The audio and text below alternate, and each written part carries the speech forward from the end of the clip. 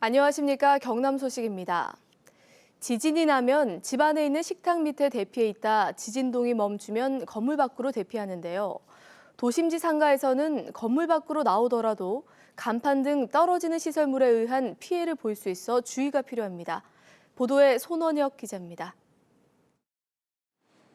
지진에 CCTV 화면이 흔들린 창원 도심의 상가 밀집 지역. 상점에 있던 사람들이 하나둘 바깥으로 뛰어나옵니다. 하지만 다른 곳으로 가지 못한 채 건물 앞에 머물러 있습니다. 지금 흔들렸을 때는 전혀 생각을 못 하고 이제 나와서 조금 이제 그때 이제 생각나죠. 좀 떨어지면 또 2차 피해가 있겠구나 싶어서. 지진이 났을 때 건축물 외벽에 붙은 간판이나 에어컨 실외기, 또 전신주 변압기 등 시설물이 떨어져 피해를 입을 수 있습니다. 건물 밖을 나와 넓은 공터 같은 곳으로 대피해야 하는 이유입니다. 특히 일부 상가 건물에는 점포가 폐업한 뒤 관리되지 않고 방치된 간판이 많습니다. 지지대는 녹이 슬고 연결 장치는 흔들거리기까지 합니다. 바람 불고 휘니까 저렇게 용접을 해버렸습니다. 원래 용접을 하면 안 되는데 용접을 해버리면 이 기둥 자체의 시공대에 다른 간판에도 영향을 미칩니다.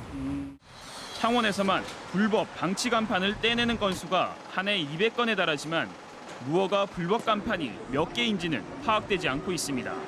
단순하게 지금까지는 경고하게 달았는지 기울기가 어땠는지 이런 걸 한 게 아니고 이제는 발생할 수 있는 지진이나 태풍, 대형 태풍 같은 것들을 또 고려해서 그런 부분들을 좀 안전 점검을 해야 되지 않을까 생각합니다. 지진 피해를 줄이기 위해 상가 밀집 지역 전선 지중화나 간판 정비 등 대책 마련이 필요합니다. KBS 뉴스 손원혁입니다.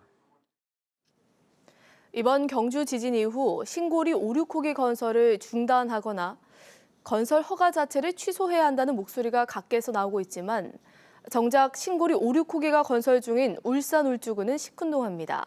장성길 기자가 그 이유를 취재했습니다. 원전 소재 지방자치단체들이 원전 문제를 공동 대응하기 위해 운영하는 행정협의회. 경주 지진으로 원전 안전이 초미의 관심사가 되자 협의회 의장인 기장군이 긴급 회의를 소집했습니다. 회의의 핵심 안건은 정부가 활성 단층의 위험성을 알고도 묵살했는지 여부를 가리기 위한 공동 정보 공개 청구, 그리고 단층의 정밀 재조사 요구안을 의결하는 것이었습니다. 그런데 신고리 5, 6호기 건설 현장이 있는 가장 중요한 당사자 울주군은 불참했습니다. 거리가 훨씬 먼 영광과 울진에서도 참석했지만 기장군과 바로 맞닿은 울주군은 회의 시작 직전 돌연 불참을 통보했습니다. 지진 피해자 조사하고 복구 한계도 있고 여러 가지 내부적으로 이제 업무적으로 말이 많아서 뚜렷한 이유 없이 울주군이 불참한 이유는 뭘까? 기장군을 비롯한 다른 원전 지자체들은 울주군이 신고리 5, 6호기 건설로 한국수력 원자력으로부터 받는 막대한 지원금 때문으로 보고 있습니다. 울주군청이 신고리 5, 6호기 건설에 찬성한 대가로 한수원에서 받는 지원금은 1,100억 원인데 벌써 300억 원을 받아 200억 원을 썼습니다. 신고리 5, 6호기 현장인 서성면 주민들도 곧 1,500억 원을 지원받게 됩니다. 위험하니까 거기에 대한 우리 목숨과 바꾼 돈하고 마찬가지입니다. 그런 돈을 지금 이제 우리가 지금 받는 거지. 모두 2,600억 원이라는 천문학적 돈을 받게 되는 울주군으로서는 신고리 5, 6호기 건설 중단 논의가 가시방석처럼 불편할 수밖에 없습니다. 원전 소재 지자체 행정협의회는 조만간 다시 회의를 소집해 공동 대응안을 재논의하기로 했지만 신고리 5, 6호기 문제를 전혀 다른 시각으로 보고 있는 울주군이 참석할지는 불투명합니다. KBS 뉴스 장성길입니다. 경찰이 최근 부당대출 의혹을 받고 있는 거제 수협을 압수수색을 하는 등 수사를 벌이고 있는데요. KBS 취재 결과 부당대출뿐만 아니라 지난해 이뤄진 정규직 채용도 살피는 것으로 확인됐습니다. 이대왕 기자가 취재했습니다. 지난해 말 7년 만에 정규직을 채용한 거제 수협. 이 과정에서 부정한 채용이 있었다는 정황을 포착하고 경찰이 수사에 들어갔습니다.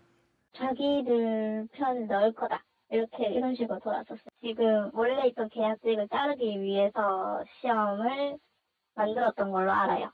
실제로 거제 수협은 응시자 부모를 모르게 하라는 수협 중앙회의 권고를 어기고 부모 이름과 직책이 담긴 입사 지원서를 면접관에게 전달했습니다. 잠깐 그 아들 내가 알고 있었거든요. 면접을 보면 우리 이럴 수 있는데 저는 이 책좀 하면서 그거 안 봤거든요. 그 보는 사람도 있고 안 보는 사람도 있는데. 면접의 공정성을 위해 면접관에 비상임 이사를 둬야 한다는 수협 중앙회의 권고도 어겼습니다. 전임 조합장 때 선출된 비상임이사에게는 연락도 하지 않고 현재 조합장이 임명한 사람들로만 면접을 본 것으로 드러났습니다. 이 과정에서 거제시청 공무원 자녀 3명이 입사했습니다. 거제시청 최고위층을 비롯해 조합장 측근이 추진하는 사업의 인허가권을 가지거나 수역 업무를 담당하는 간부였습니다. 경찰은 이들 이외에도 부정 채용 정황이 더 있는지도 살펴보고 있습니다. 하지만 의혹을 받고 있는 합격자와 부모, 거제수협은 특혜와 외압은 전혀 없었고 채용은 공정했다고 해명했습니다. KBS 뉴스 이전입니다. 지난해 벌집 제거 출동을 갔다 숨진 소방관에 대해 정부가 순직을 인정하지 않으면서 논란이 일었는데요. 그런데 법원이 이에 불복해 소송을 낸 유족들의 손을 들어줬습니다. 김소영 기자의 보도입니다. 벌집 제거 현장에서 숨진 고 이종태 소방관. 동료가 벌집을 제거하는 동안 주변에서 주민 접근을 통제하던 중 갑자기 날아든 말벌에 쏘여 숨졌습니다. 하지만 이 소방관의 사망은 정부 심사에서 순직으로 인정받지 못했습니다.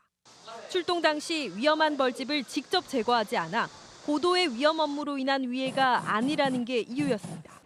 말벌집을 직접 제거하지 않아 순직이 아니라는 판정은 부당하다며 유족들은 소를 제기했고 1심 법원은 유족들의 손을 들어줬습니다.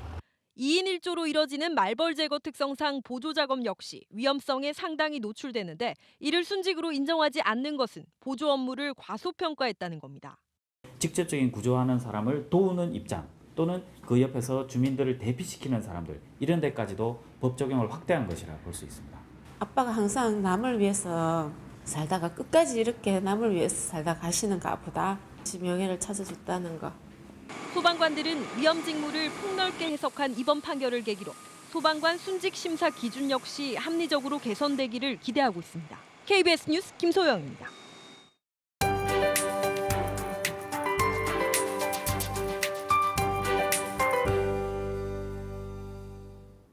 시간이 참 빠르게 갑니다. 어느덧 9월의 마지막 주말이 찾아왔고요. 오늘과 내일 날씨로 인한 큰 불편함은 없을 것으로 전망됩니다. 하지만 한 가지 유의하실 점은 있습니다. 아침과 낮의 기온차가 10도가량 차이 나겠고 감기 가능 지수가 올라가는 만큼 여벌의 겉옷을 반드시 챙기셔야겠는데요. 다음 주를 지나면서 일교차는 조금씩 줄어들 것으로 내다보고 있습니다. 새로운 한 주는 월요일과 수요일 그리고 목요일에 비가 지나겠습니다. 오늘은 고기압의 가장자리에 들겠습니다. 대체로 구름량 적은 모습이지만 현재 내륙을 중심으로 짙은 안개가 낀 곳이 많습니다. 특히 진주를 비롯한 서부 지역은 안개주의보가 내려진 점 염두에 두셔야겠습니다. 현재 기온 살펴보면 창원의 아침 기온 18도, 창녕과 함안은 16도로 시작합니다. 어제 같은 시각보다 2, 3도가량 높게 출발하는 가운데 낮 기온은 거제 26도, 창원 27도, 밀양은 28도로 예년 수준을 웃돌겠습니다.